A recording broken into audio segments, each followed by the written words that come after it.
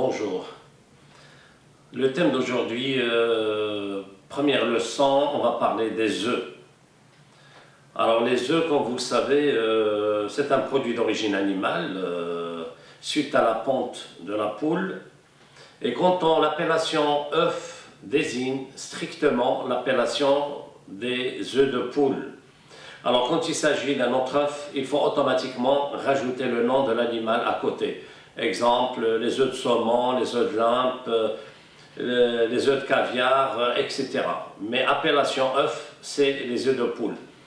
Alors l'œuf, déjà, comme vous le savez, il est très utilisé en cuisine, en pâtisserie. On peut faire énormément de recettes avec les œufs, mais il va falloir maîtriser et comprendre la nature de l'œuf, la constitution de l'œuf, la conservation de l'œuf et le grammage également, qui est très important parce que dans pas mal de recettes, vous allez trouver beaucoup plus en grammes que par pièce. Alors l'œuf, il est constitué visuellement de 3 éléments essentiels. Il y a la coquille, c'est ce que vous voyez en premier. Alors la coquille, généralement de coloration entre le blanc et brunâtre vers le jaune. Alors cette couleur, ça va dépendre de la nature des œufs et aussi de l'alimentation de la poule. Alors dans la coquille, il y a vraiment des petites porosités microscopiques qui sont très fins, qu'on ne peut pas voir.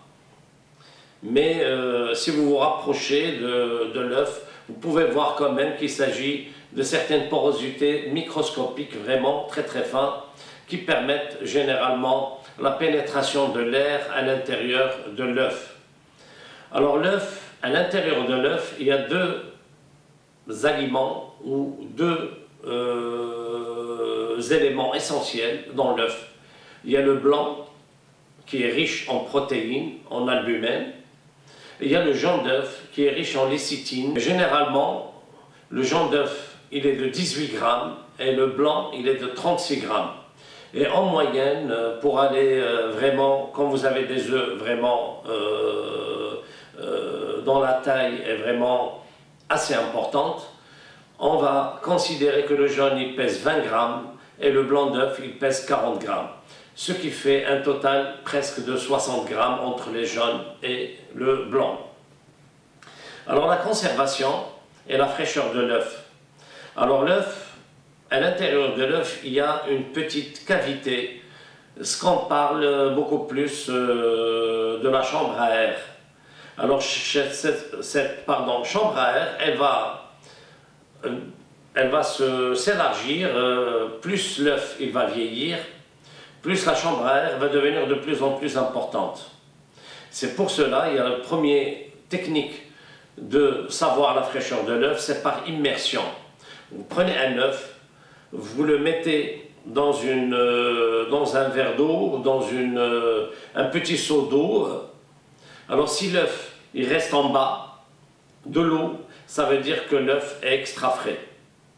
Quand l'œuf se positionne horizontalement, c'est un œuf qui est frais, mais qui n'est pas extra frais. Donc il doit y avoir entre les 4, 5 jusqu'à 6 jours après la pendaison. Mais quand l'œuf il commence à flotter sur la surface de l'eau, c'est un œuf qui est périmé, c'est un œuf dont la chambre à air est devenue très importante et il faut vraiment éviter cet œuf.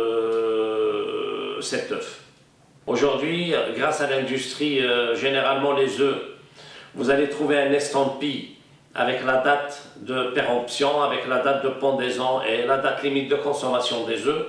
Mais là, je suis en train de parler des œufs fermiers, des œufs dans certains pays où il n'y a pas vraiment la date de péremption et la date de consommation des produits des œufs. Donc l'œuf, il y a les blancs riches en albumine, ce sont les protéines. Le blanc, il est vraiment riche en protéines. Il y a le jaune d'œuf qui est riche en corps gras. Et la matière grasse qui se trouve dans le jaune, c'est la lécithine. Donc ce sont des éléments très importants. Alors l'utilisation du blanc et des jaunes, ça va dépendre des recettes.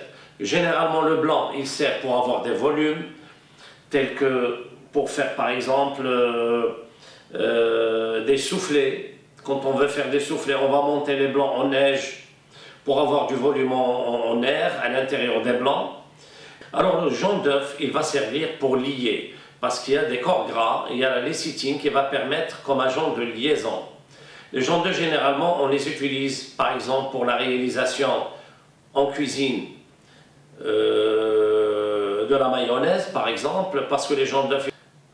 Alors la conservation des œufs, elle est très délicate. Normalement, vous ne devez pas dépasser jusqu'à 2 semaines, c'est le maximum de la conservation des œufs. Après, il faut vraiment ne pas avoir des stocks énormes des œufs pour éviter les intoxications, parce que l'œuf est un élément, est un produit qui est issu d'un animal, et généralement, c'est un porteur de staphylocoque. Il faut faire très attention de ce genre d'intoxication. C'est pour cela qu'il faut vraiment manipuler l'œuf, bien laver l'œuf, bien le stocker et surtout éviter, quand vous cassez les œufs, d'avoir ce contact entre l'aliment et le produit qui se trouve à l'intérieur, qui sont les blancs ou les jaunes. Dans l'industrie aujourd'hui, il existe des produits plus faciles à utiliser, tels que ce qu'on appelle les ovoproduits. Ce sont des œufs, mais commercialisés hors coquille. C'est-à-dire vous pouvez acheter les blancs d'œufs et vous pouvez acheter les jaunes à part. Et là, vous utilisez selon les recettes, comme j'ai dit au début, toujours 20 grammes pour un jaune d'œuf, 40 grammes pour un blanc d'œuf, et vous faites les calculs selon les recettes. Si vous avez 2 jaunes, 3 jaunes, donc vous multipliez 20 par 3, par 4, etc. La même chose pour les blancs. Alors l'avantage des ovoproduits, c'est que vous pouvez trouver les jaunes et les blancs liquides, commercialisés dans des emballages, avec des dates qui peuvent aller jusqu'à 1 mois généralement, donc c'est plus pratique. Vous pouvez également trouver des jaunes et des blancs vraiment en poudre lyophilisée.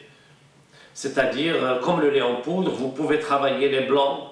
La même chose, il y a le pourcentage, généralement, c'est 10%.